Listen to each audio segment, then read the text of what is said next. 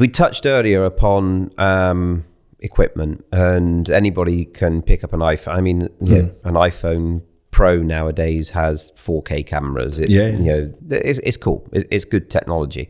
But that's not the be all and end all of it when we were talking about technology, lighting, just the knowledge of filming and how you need to film to then get the post-production so that you don't make one continuously long 5-minute video that goes monotone and becomes really boring. So what should organizations consider when they're looking at agencies or videography companies to choose to come in to help and assist them? What are the factors they need to consider when making those decisions, do you think, Nick? Yeah, it's a good point. And I agree. Like, every phone could probably do 4K now, but there's 4K and there's 4K.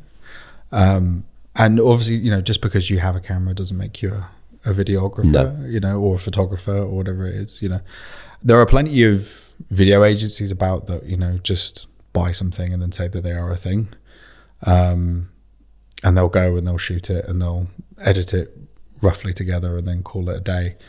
But the difference is, I think, a real kind of production company or video agency, or those sort of things combined, will kind of get under the hood of your company, find out what you're really trying to get out of the videos, what you want to use them for, what you're really trying to say, what your competitors saying and what they're not saying and what you should be saying. Having that almost like third-party eye across your company to be like, you guys don't talk about this. We should really get this as well one day. Because why don't you talk about it? None of your competitors do this. Why don't you know? And they're just like, we just thought everyone does that. And the amount of times we've walked into companies and they have a unique selling point that we just kind of was like, what's that in the corner? Like, or whatever. And it's having that knowledge to do that and then bringing that on the day. So when you have 4 or 5 interviews or whatever on the day when you're interviewing different people from the company, and it's being like, can you tell me about this? Because, we've done the research on the company and we've talked with them for for weeks before that. We send you questions ahead of time, but because we like to always think of questions on the day as well. Golden nuggets. Yeah. And it's, it's being entrenched in those companies and having that kind of fully integrated bit into the company when we go, maybe we should talk about that thing that's coming down the line in 6 months or something like that now. Or, you're doing something about ESG. Maybe we should talk about that because you've got some stuff coming up.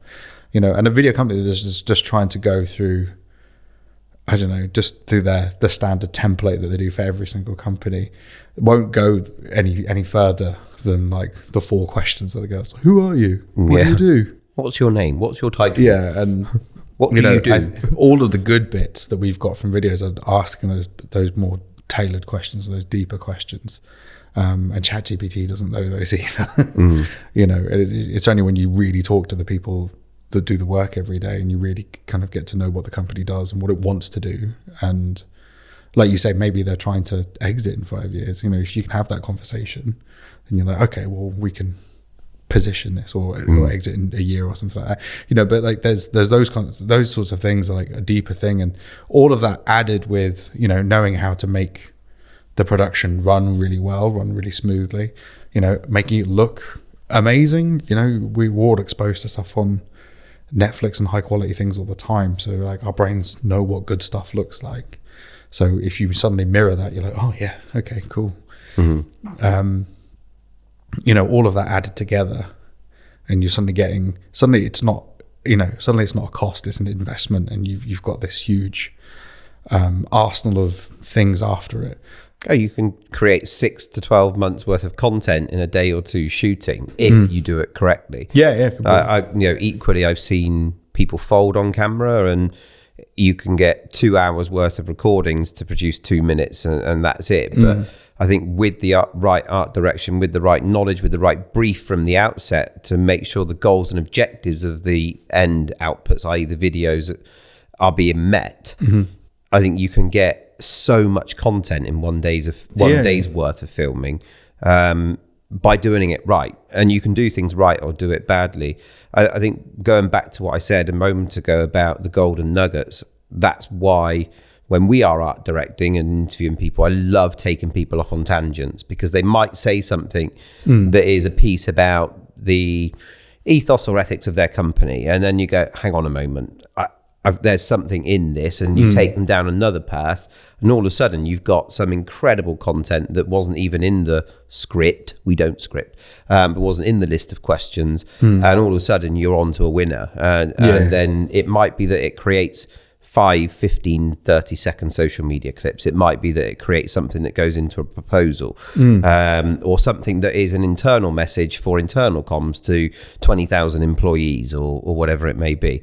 I think stuff like that is absolutely magical. And if you can get that, and if you can do that right, which I think we can, I think we nail it without blowing our own trumpets, I think that is the value back to the client as well, on top of what we then produce or said videography company produces for them. Yeah, completely. And it's, it is a bit of a two-way street in some regards. We send stuff ahead of time, and we want them to have a real think about what they want to bring out. And, and because we will try our hardest to coax as much stuff as we can out on the day.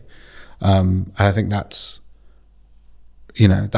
part of it, is because we have our list of things that we want to definitely pull out of people, and it's like, and you, like you say, you go around like, or maybe you'll start talking about fishing or something like that, and then a random thing that, oh, actually, what was this other thing? And then suddenly they're a bit more relaxed, and suddenly you get like a 5-minute explanation about something that they were struggling to do 10 minutes ago.